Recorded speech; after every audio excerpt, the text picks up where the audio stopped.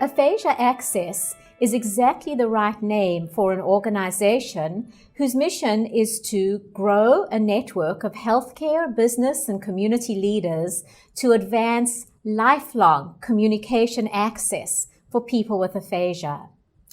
But what do we mean by communication access?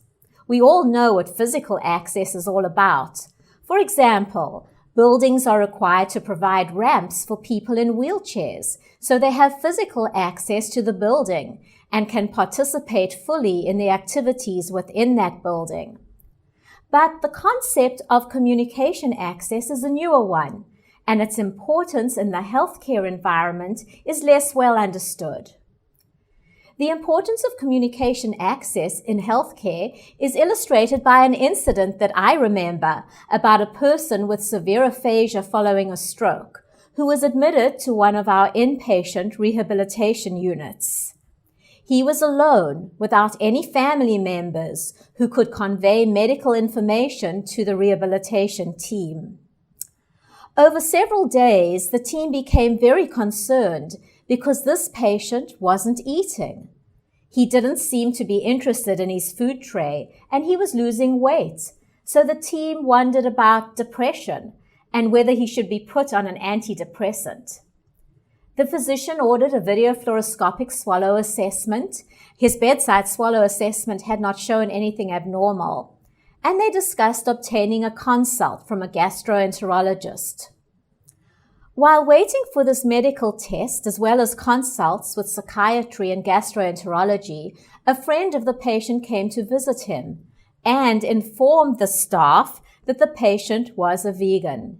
He had not touched his food tray because he had been getting meat and eggs and cheese and other food items that were inconsistent with his preferred dietary habits.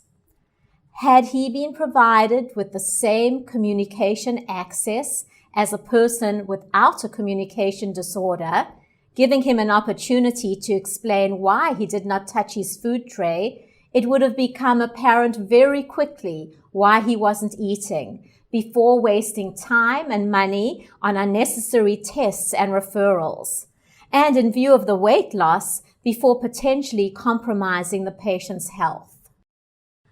For those of us who work in a hospital, the importance of providing communication access to persons with aphasia and other communication disorders is now reflected in the standards of the Joint Commission on the Accreditation of Healthcare Organizations. The Joint Commission has developed a roadmap for hospitals. This is a free download to ensure that hospitals approach effective communication from the same perspective. Importantly, they indicate that no longer considered to be simply a patient's right, effective communication is now accepted as an essential component of quality care and safety. The Joint Commission defines effective communication as the successful joint establishment of meaning, wherein patients and healthcare providers exchange information, enabling patients to participate actively in their care from admission through discharge. They go on to state that effective communication requires a two-way process, two-way referring to both expressive and receptive processes, in which messages are negotiated until the information is correctly understood by both parties. Furthermore, they indicate that successful communication takes place only when providers understand and integrate the information gleaned from patients, and when patients comprehend accurate, timely, complete, and unambiguous messages from the providers in a way that enables them to participate responsibly in their care. According to the Joint Commission, a hospital must embed effective communication into the core activities of its system of care delivery to truly meet the needs of its patients, families, and communities served. This is not an easy task. Fortunately, the roadmap for hospitals does provide some ideas and recommendations on how to accomplish this in a manner that is consistent with the Joint Commission standards. I'd like to discuss two general approaches that can help an organization provide communication access to people who have aphasia. The first approach is to modify forms and materials to make sure that they are aphasia-friendly.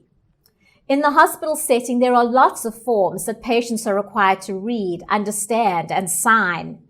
These include admission and intake forms, informed consent documents, complaint forms, notices of patient rights and responsibilities, documents indicating eligibility criteria for certain benefits or services, or information about what patients should do when services or benefits are decreased or denied.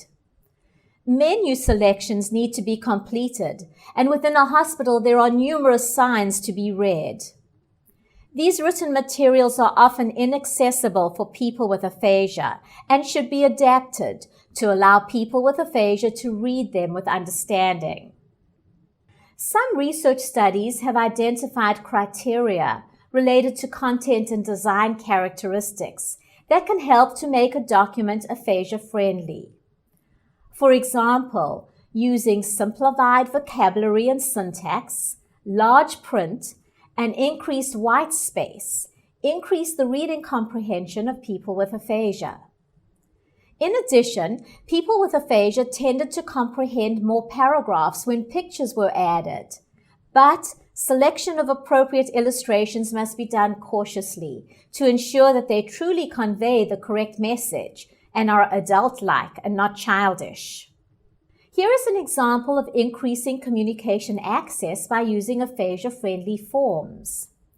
At the hospital where I work, it is policy that all patients are asked by their care managers, licensed clinical social workers, if they have advance directives and are given the opportunity to complete the appropriate forms if they wish.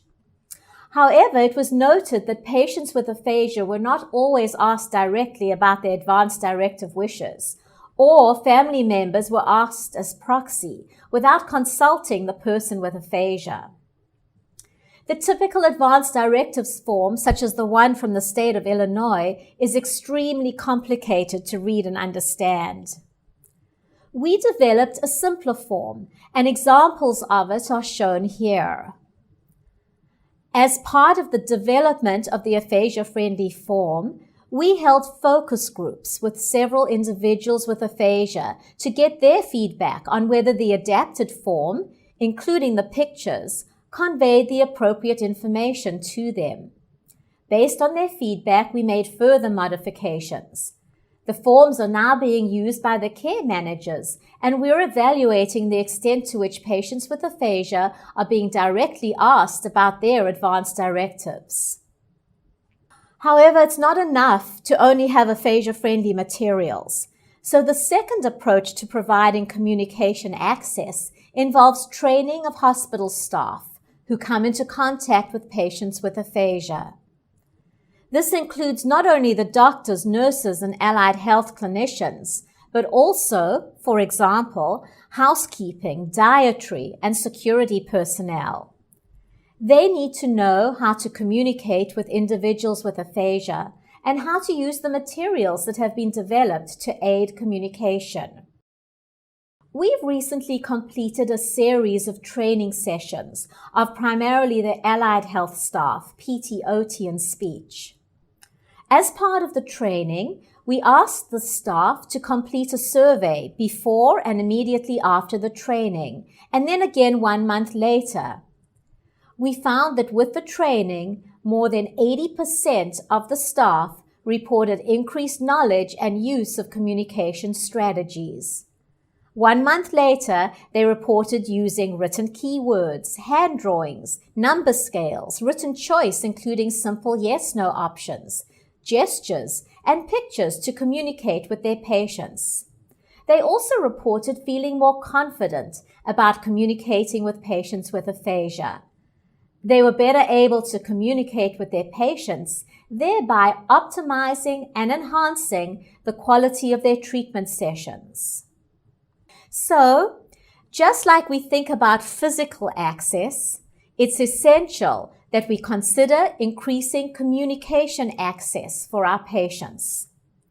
Consistent with the Joint Commission standards, we want to support effective communication that is specific to the needs of each patient and create an environment that is inclusive of all patients.